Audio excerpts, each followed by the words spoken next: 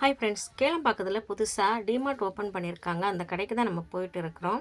ரொம்ப நாளாக எப்போ திறப்பாங்க அப்படின்னு காத்துக்கிட்டு இருந்த கடை இப்போ ஓப்பன் ஆயிடுச்சு. வீக்கெண்டில் வந்தால் அப்படி ஒரு கூட்டம். கார் பார்க்கிங்கில் இடம் இல்லை. ஒரு கார் வெளியே வந்தால் ஒரு காரை உள்ளே விடுறாங்க. ஸோ அதுலேயும் கஷ்டப்பட்டு காரை பார்க் பண்ணிவிட்டு ஒரு வழியாக கடைக்குள்ளே போகலான்னு வந்தால் கடைக்குள்ளே போகவே முடியாது, அவ்வளோ கூட்டம். ட்ராலி இல்லை, கூடை இல்லை, எதுவுமே இல்லை. ரொம்ப கஷ்டப்பட்டு தான் கடைக்குள்ளே வந்துட்டோமே அப்படின்னு சொல்லிட்டு தான் போனோம். இதுக்கு வராமலே இருந்திருக்கலாம். போனதுக்கு அப்புறம் பார்த்திங்கன்னா ஒரு பொருள் கூட வாங்க முடியாது. பில்லிங் போடுற இடத்துல அவ்வளோ கூட்டம், எல்லா பொருள் எடுக்கிற இடத்துலையும் ரொம்ப கூட்டம்.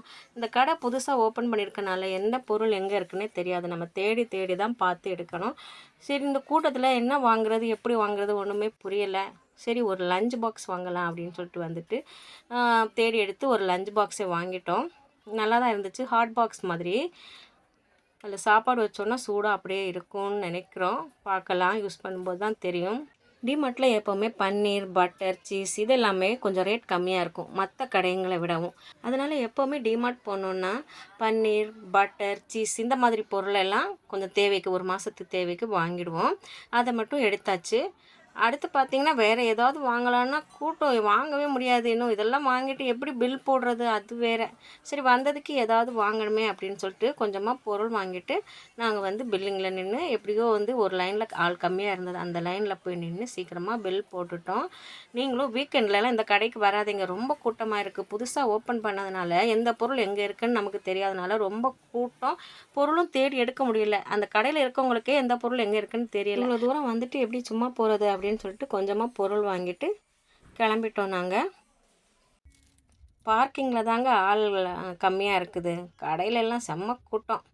இப்போ நம்ம கிளம்பியாச்சு பாருங்களேன். கடை வந்து லைட்லாம் போட்டு சூப்பராக ஜொலிக்குது. வெளியே பாருங்கள், அவ்வளோ டூ வீலர் பார்க்கிங் எல்லாம் ஃபுல்லு. இந்த ரோடெல்லாம் பார்த்திங்கன்னா ரொம்ப காலியாக இருக்கும், எம்டியாக இருக்கும். இப்போ இந்த கடை வந்ததுக்கப்புறம் கூட்டம்னா கூட்டம், அப்படி ஒரு கூட்டம்.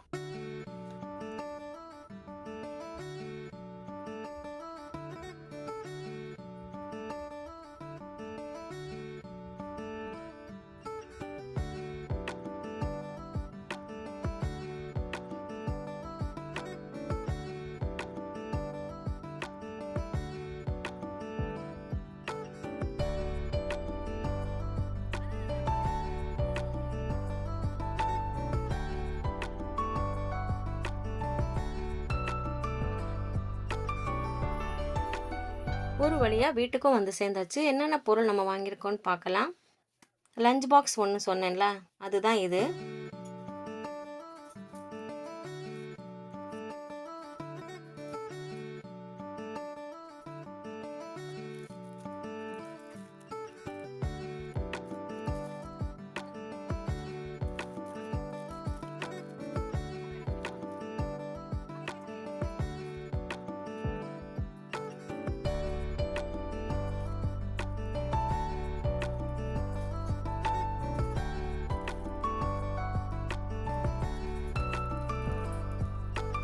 அப்புறம் எல்லாத்தையும் கொண்டு வரதுக்கு இந்த பேக். நாங்கள் பேக் எடுத்துகிட்டு போகலை.